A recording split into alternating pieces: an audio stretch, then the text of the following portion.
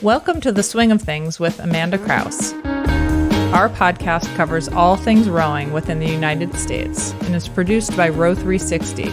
I'm your host, Amanda Kraus. In this episode, we are focusing on walk-ons. Joining me are three stellar coaches: longstanding Michigan rowing women's head coach Mark Rothstein, Williams College's women's head coach Paula Thoms, and Penn A.C.'s high-performance head coach Bill Manning, who formerly coached at Princeton and Harvard. Good afternoon, Paula and Bill and Mark. It's so nice to get to spend some time with all of you. Good to be here. Good afternoon. Nice to be here. With y'all. Is this a nice time of year for the three of you, or is this somewhat calm, or is this the calm before the storm, or where are we? And Bill, you have the biggest calm before the storm. Okay, Mark, this is the calm before the storm. This is we're entering the eye of the storm right now as it's I'm coaching the senior team and have a couple of athletes preparing for the World Championship. So I'm not on the academic calendar any longer. That's right. Because you've made that transition now over to high performance, Bill. So the three of you are here to talk with me about a really fun and relevant topic for rowing, which is focusing on walk-on rowers, athletes who aren't recruited to be rowers in college and join the team once they get to campus. And we're gonna talk about that. So thrilled to have the three of you here because you have such different experiences, various programs, different levels. We've got men, women, and different parts of the country too. So let's just start off with clarifying, what does it mean to be a walk-on athlete? And Mark, I'm going to put you on the spot for that one. What do we mean when we say that in rowing? Yeah, in rowing, I think it's different than other sports. Most coaches in other sports would say a walk-on is somebody who comes without athletic aid, without a scholarship. But in rowing, we often refer to walk-ons as athletes who didn't row in high school, come to your program, either recruited in some cases or just show up to tryouts, and those are what we call novice walk-ons. We typically refer to them as out-of-sport athletes, is what we at Michigan call them, but I think there's different names. Yeah. And, let me pause there. Can you all tell me, were you walk-ons? Were you recruited yourselves in college? And Paul, we'll start with you. Sure. I was recruited from St. Catharines, Ontario to go to Michigan State.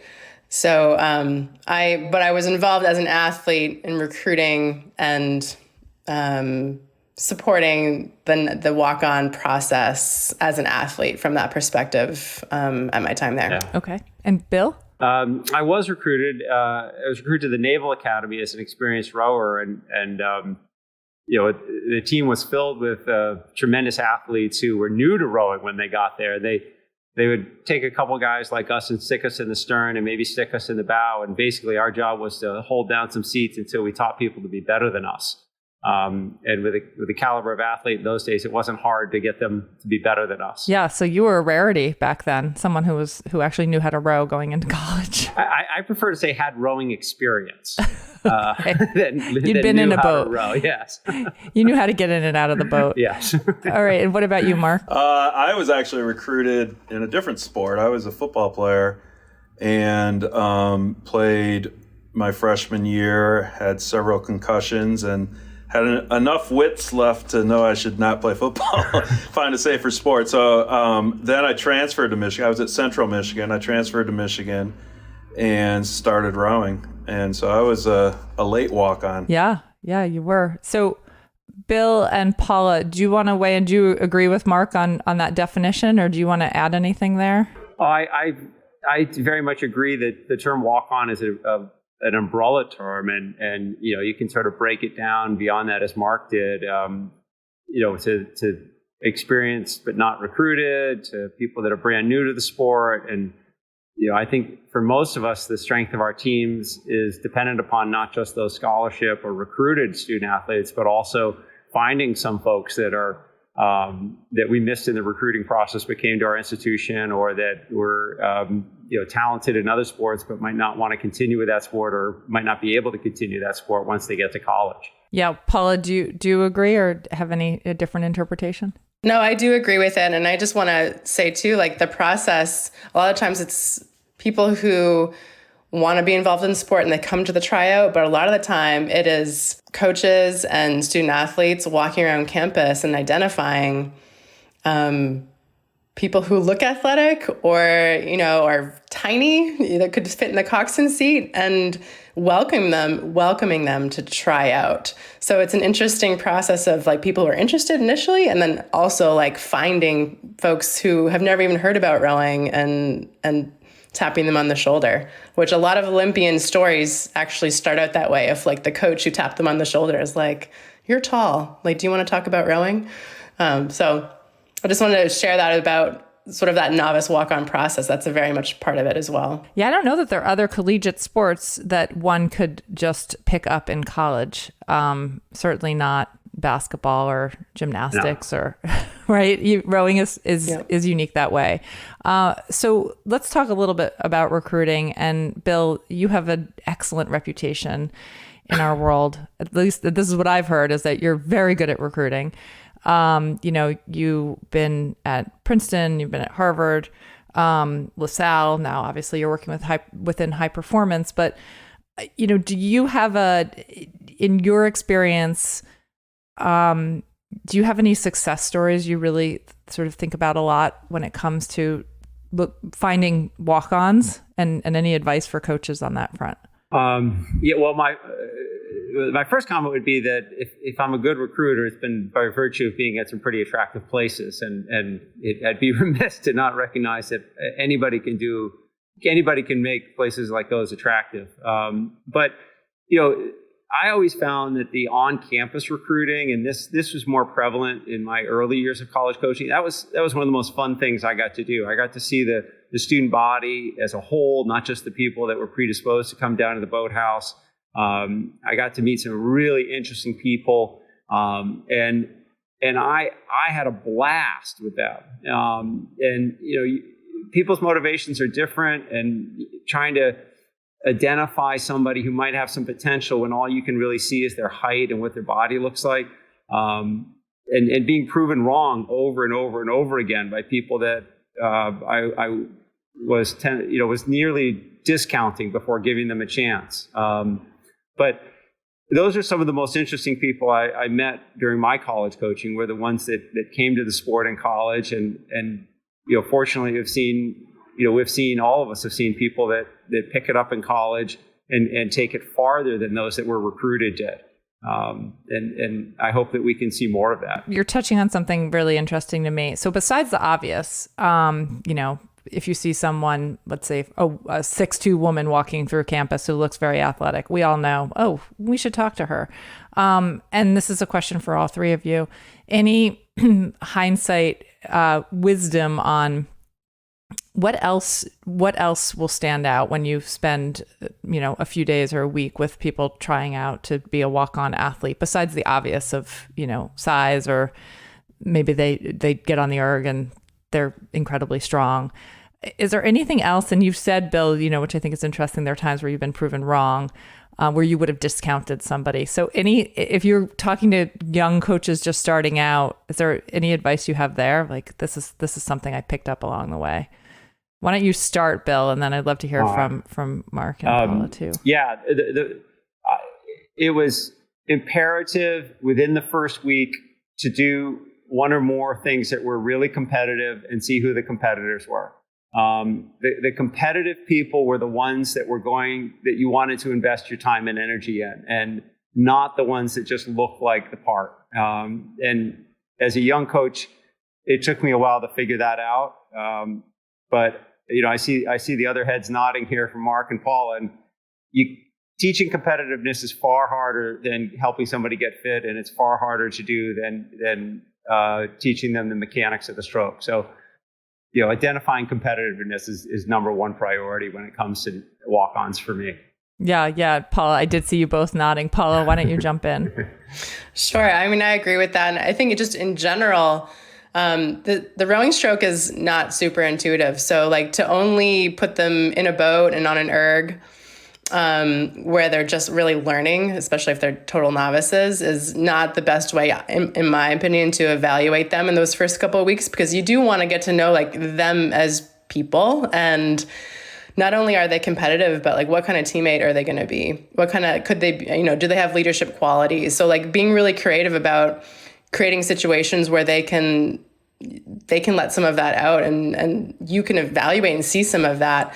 Because I know one thing for sure, novices aren't going to stick around very long if they don't feel like they're good at something. And the rowing stroke is a hard thing to feel good at for a while, especially once you get in the boat. So making sure you're always, that comes down to retention, like give them something they're good at and like help provide situations where they can feel successful, and see how they respond to that, and keep them excited.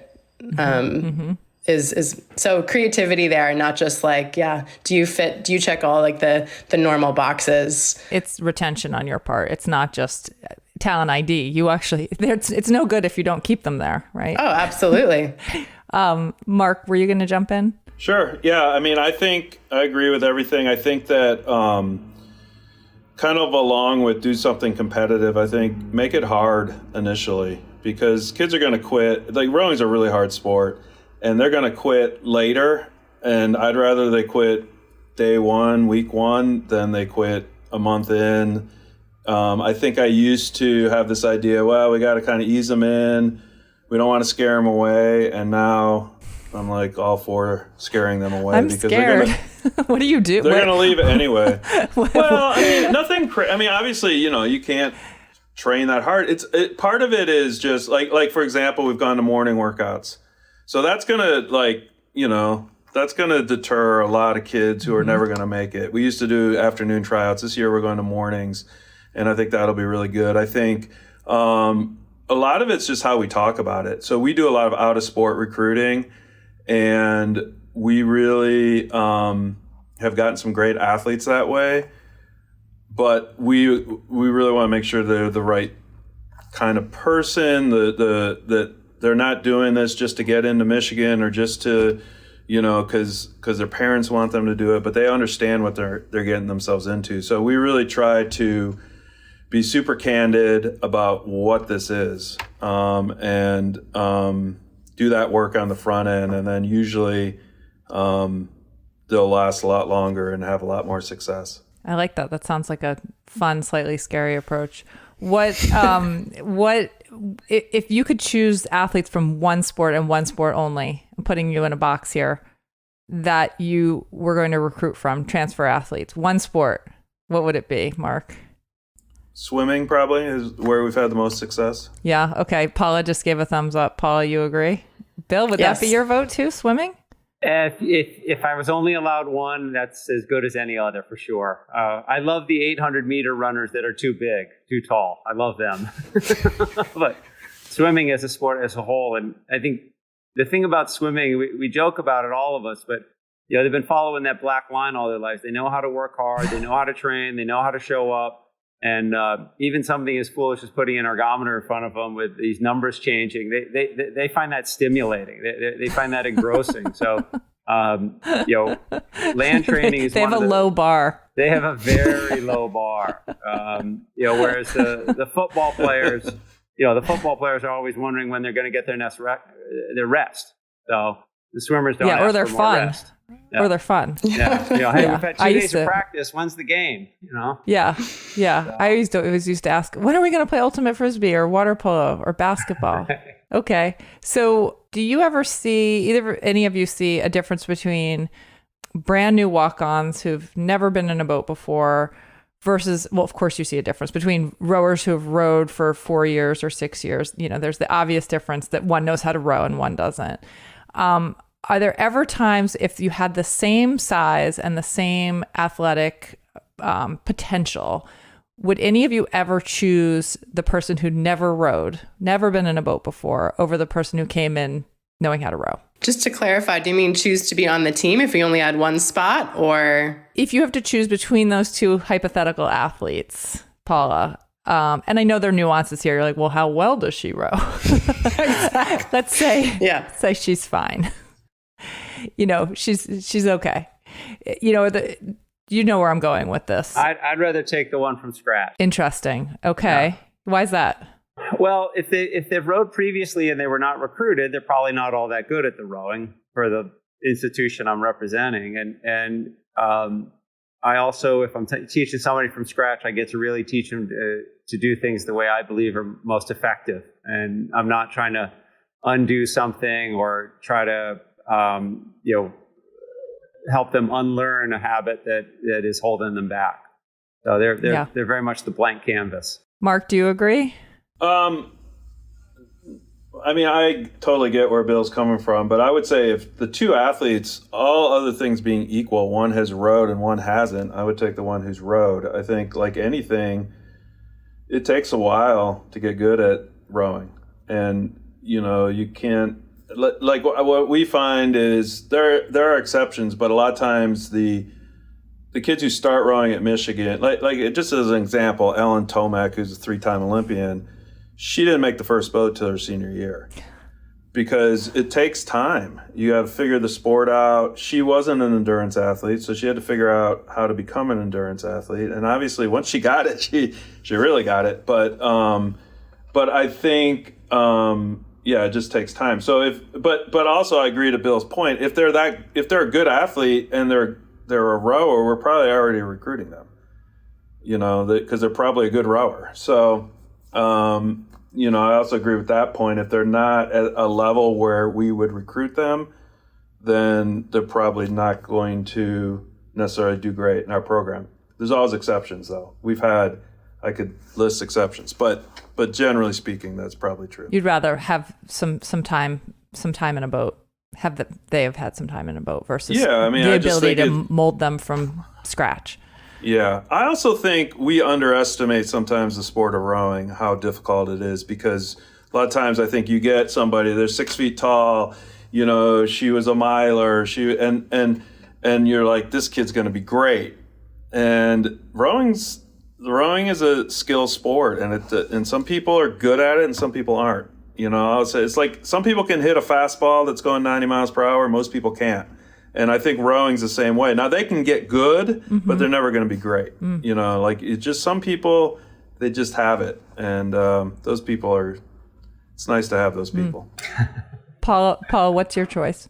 Well, I was listening to the answers and I'm like, well, I really want both of them because I think both are important to, like, the experienced rower needs that unexperienced raw talent to keep pushing them after so many years of rowing and another 4 years ahead of them.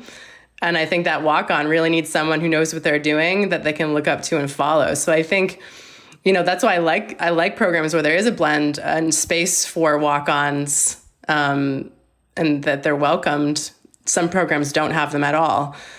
So I think it's really valuable to be able to have both and thinking about having culturally, not just looking for the cultural fit all the time, which we tend to do in recruiting, but looking for the cultural add of what somebody who hasn't been in the sport for 6 years brings to the team, the energy, the curiosity, the excitement.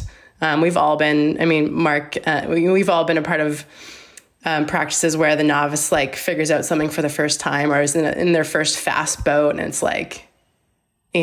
the best thing they've ever experienced. And that is so contagious to not only the coach's experience, but also everybody around them, if you all agree with that. But it's just a special experience that we don't get to have with that kid that's been rowing for 6 years coming into college. So yeah, do you think you'll have?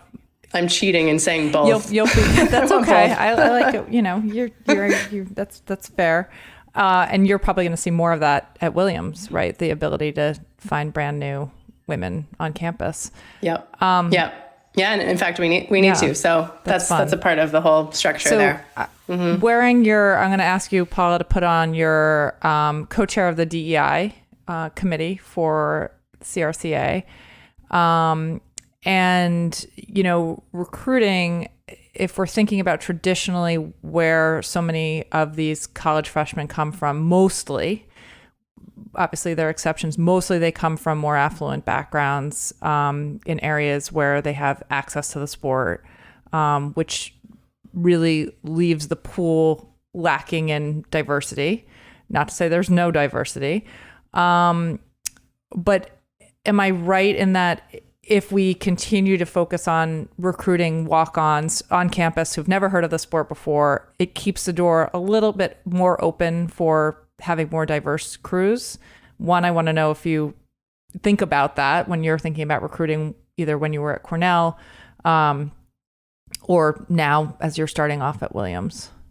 I think it's one part of the puzzle of helping the sport to be more diverse.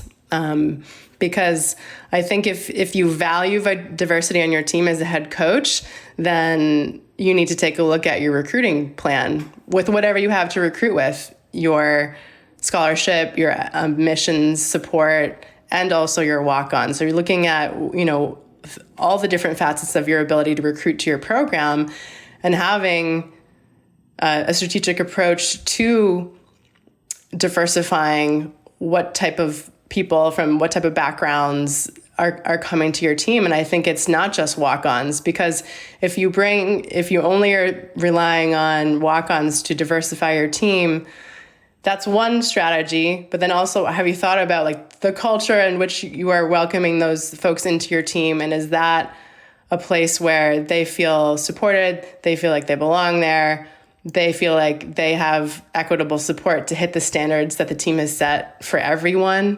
So are you able to retain them? And that's a hard thing to do, I think, with anybody, whether you're thinking about diversifying your team or not. And I'm talking racial diversity. I'm also talking socioeconomic diversity. There's many ways that you can bring diversity to your team. And I think culture is a huge part of that. And I think it's a piece.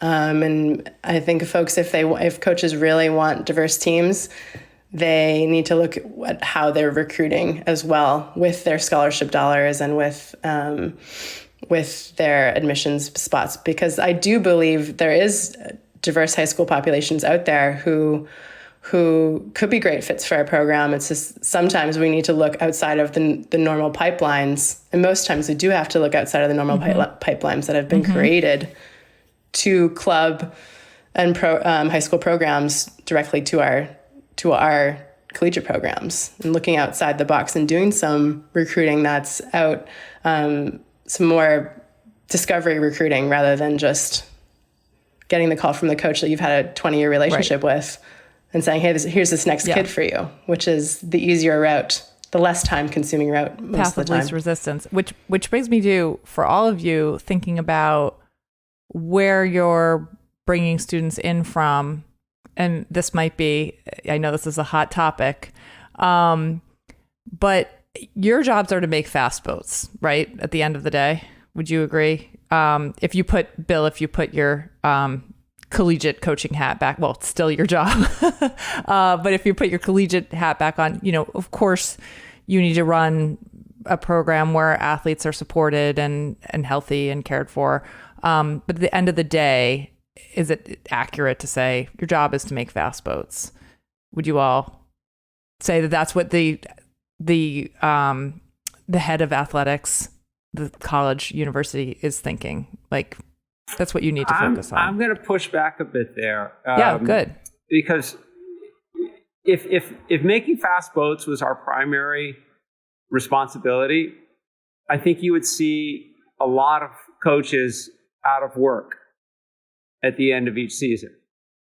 And in our sport, we tend not to see coaches terminated for performance reasons.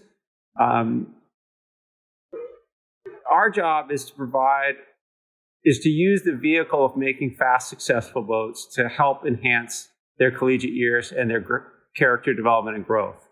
And I think when you have good people at the helm, people like Paula, people like Mark, then their focus on going fast and being successful will result in a tremendously valuable experience for everyone who participates in the programs. If you get a bad apple at the top, then you might have some difficulties. But for the most part, I've been evaluated, my peers have been evaluated by what kind of an experience we're providing for our students. Now, that's not necessarily my first thought when I wake up in the morning.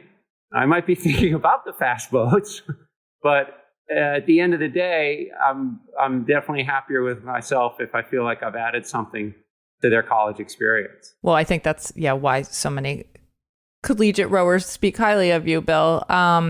And by the way, speaking of Paula, I just heard from a dad who is very sad that you are not coaching at Cornell. Coincidentally, I said, I'm actually speaking with Paula, but I wonder, so the slightly, the hot topic that was around, what I wanted to ask you all specifically was, if one of the priorities is making fast boats, we all agree that that's right. That's what you're trying to do. And I love what you're saying though, too, about Bill, about, coaches aren't shown the door the minute that they don't have a quote unquote successful season. But if the focus is bringing in athletes who are going to make fast boats, where do the international students come into play here? Why people always ask me, or often ask, why are there so many collegiate programs looking abroad? And I have, what I think the answers are, but I would love to ask the three of you to weigh in on why are we? I mean, we have some collegiate programs that have 3/8, right, filled with, and I'm not weighing in with an opinion one way or the other here, international athletes. Why are coaches looking abroad? Do we not have enough junior talent here? Is there something special coming from abroad in those athletes? You guys must know the answer to this. I mean, I would say it's just kind of simple math. If there's, 20 rowers in the U.S. who are at above a threshold where you're like, she's going to really impact my team. There's 200 in the world, because there's so many, maybe not 200, but 150 in the world, because there's a lot of good rowing countries, and the U.S. is certainly one of them. But so I think, and you're not going to get all 20 to come to your school. Maybe Stanford does, but it seems like, like if you recruit the top kids in the U.S., they're not all going to come to Michigan. So I think that's the reason why. And then I think we've sort of started recruiting internationally more recently. And we don't really recruit. We really only recruit English speaking countries just because of TOEFL challenges. But I think at some schools they see that as the best avenue to become competitive. Because there's some schools that they're not getting any of the top American talent. They're really top programs. So they must see something there, right? Yeah, and then, you only have so many recruiting resources and energy and time. So you have to come up with a strategy that makes sense for your school, for your program, what your limitations are, what your strengths are. And so some schools, I think, and I can't speak to whether this is the right decision, but they have decided that international recruiting is their best route to being fast. Mm-hmm. Paula, I know you wanted to jump in. Well, I will say not every school has the ability to recruit internationally. If you're not a scholarship school, like none of the Ivy Leagues have scholarship. So, we don't have the ability to support somebody. Not every Ivy has the ability to support an international student with aid. So that says that they need to be able to fully pay for themselves if they want to come internationally. We can recruit them, but they have to be full pay on their own. So in talking about, which is a possibility and it happens, but it is certainly, in that way, it sort of like limits some of the diversity that you can have on your team, because for certain schools, you can only get the full pay kids that are international. Does that make sense? You can only get the full paid kids that are... Yeah. So if you want an international recruit, they have to. They're paying their family has to fully pay the tuition. Okay. They're paying full tuition. On the other side of that, which I know is something that the student athletes enjoy, and so do the coaches, for the most part, is the diversity that can also bring to the team in terms of life experience. Like a kid growing up in Norway or Australia or New Zealand different life experience. It enriches the team. It can enrich the team. And I think, speaking from experience at Michigan State, I had 2 Australian recruits that came in at the same time as me, and best of friends. Went to Australia for a year after I graduated. Like,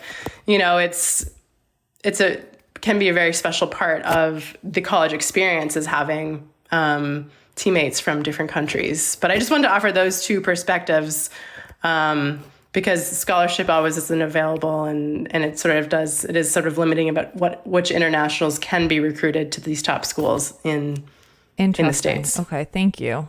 Bill, did you want to add to that at all? Well, I think the reason you see it is for what you identify, which is coaches are competitive, and coaches want to do right by their kids, but they also want to make fast boats and win races. And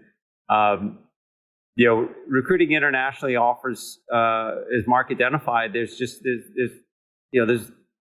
more hunting ground. There's more places to look. Mm-hmm.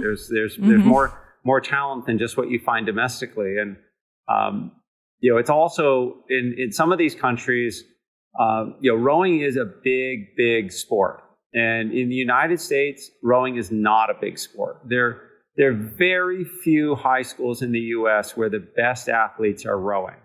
Mm-hmm. Very few. It's increased dramatically, particularly on the women's side, which has been fabulous to see. But the reality of it is the best athletes in most American high schools are playing football, running track, playing basketball, playing volleyball. You go to Australia, you go to New Zealand, you go to the UK, you go to Serbia, you go to a number of other countries, Germany. Rowing is a premier sport that attracts some of the best athletes.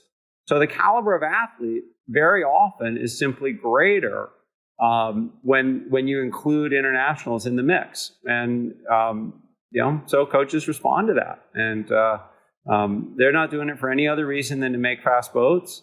If we can continue to grow rowing in this country and continue to make it more appealing for athletic people to try it in secondary school, then that's going to help us populate the teams with more domestic athletes. But the coaches are focused fully on just trying to make their boats as successful as possible when it comes to their recruiting. Thank you for that. That's I hadn't thought about the just the cultural differences in so many of those countries, and the best athletes really focusing on rowing. I have 2 more questions for all 3 of you. One is, do you have advice for juniors and seniors listening to this who are thinking about, Princeton or Harvard or Williams or Michigan, and they're dying to row in college? If you could give them a piece of advice, what would it be? Bill, you're smiling. I'll go first. Okay. My first piece of advice would be to pursue the dream, but recognize that there are a lot more good places than just the couple that were mentioned. That there are more good university rowing experiences out there than most juniors and seniors in high school recognize. They know who was at the top of the NCAAs. They know who was at the top of the IRA. And those are fabulous opportunities if you can secure one. But there are a lot of other great opportunities too. Great opportunities at the club level, great opportunities at the Division III level. And try to, if you're a junior in high school, if you're a senior in the fall of senior year, just try to expand your search and get a better sense of what else is out there. It's not to say you wouldn't go after your the one that first appealed to you, but know that there are more good opportunities out there if you look for them. Mark? Yeah, I agree with that. I mean, this is kind of an obvious piece of advice, but just get as good as you can get, get as fast as you can get. Bring your ERG score down, I think try to get some experience in small boats, because that helps the recruiter. If somebody wins in a pair or a single, then we kind of know who's moving that boat. Whereas if you win in an 8, that doesn't give us as much information. And then I would say just, if you have schools that you really want to go to, be persistent.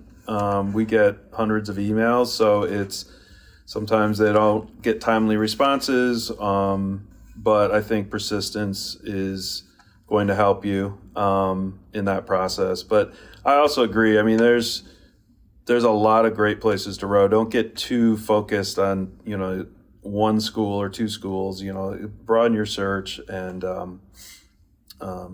I think that's really good advice from Bill. I can't imagine how many emails you guys get on this topic. I mean, can you give us a sense at the height of emails when you go to your inbox? How many from 17-year-olds in a day? I mean, depends on the day, but I mean, a lot. There's definitely a lot, and I think that's why I think the persistence is important. Paula? I will add to that, because there are so many opportunities out there, to echo Bill.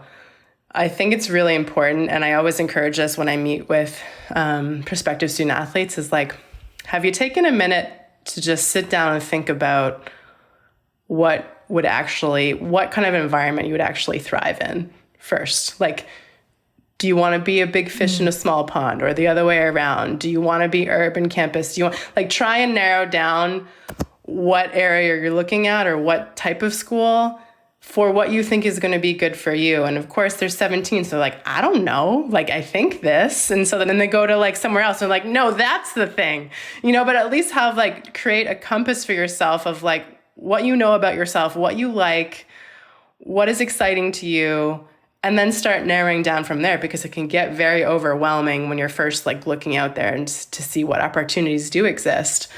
And then comes okay, I've found my 10, and then you be persistent and make the email short and concise about what everybody knows coaches want to know. We want to know your ERG score. We want to know your height.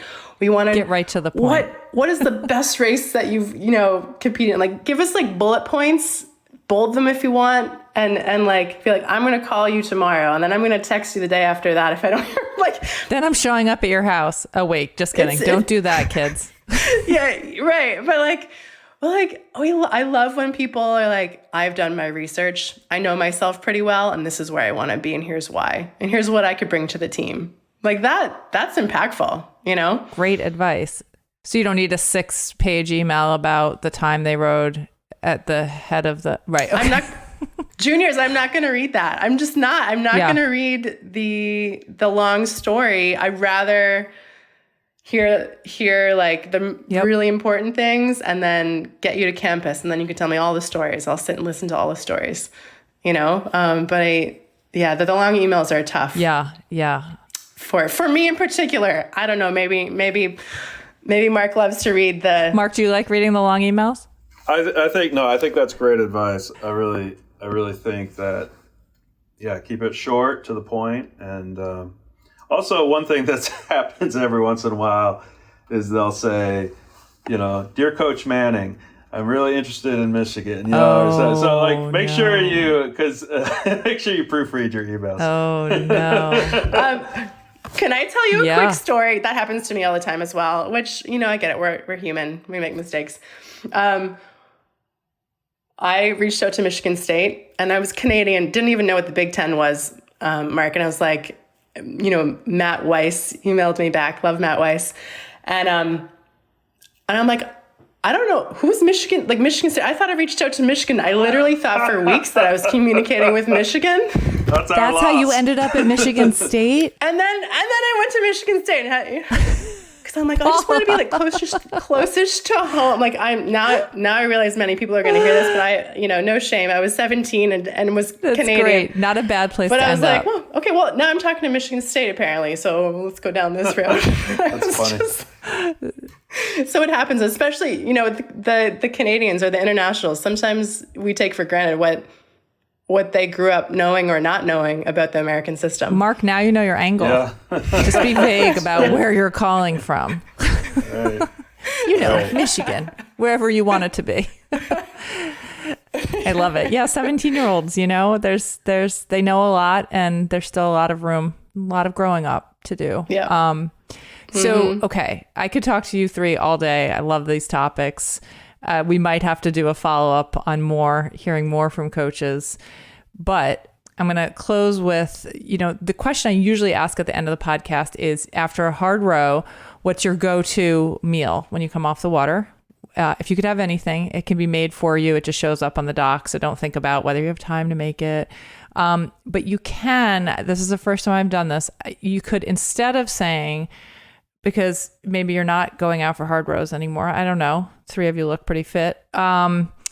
So it could also be you've just come off the water after having coached for a couple of hours and you didn't eat anything before you went out. So you tell me, it could be after a workout or after coaching. What's your go-to food? I got it. Oh, Paula's ready. Yeah, like immediately, I like a lot of different foods, but like, I don't know, after being out on the water for like 3 hours, I just want like a big bowl of pasta with like homemade meatballs and sauce and a salad and just, I don't know, salsa. I just even at like 8 a.m. or that's okay. Doesn't matter. I was just thinking dinner because I probably you're picturing afternoon practice. That's fair. Okay. Afternoon. In the morning, if we're going morning, like just coffee and then anything else that goes well with coffee after a morning row. Not picky. No. You're not picky. No. As long as there's coffee. All right, I like it.